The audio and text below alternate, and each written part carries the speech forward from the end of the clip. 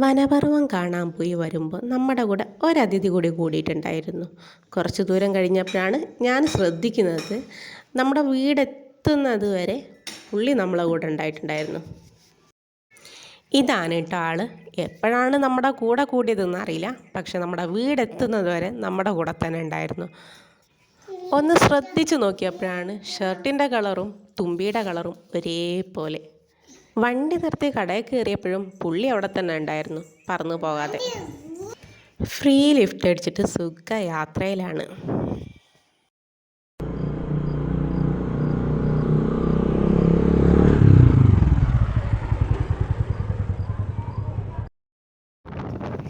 നല്ല കാറ്റുണ്ടായിരുന്നു കേട്ടോ. നല്ല കാറ്റുണ്ടായത് കൊണ്ട് തന്നെ പറന്നു പോകും എന്ന രീതിയിൽ മുറുക്കെ പിടിച്ചിരിക്കുകയാണ്.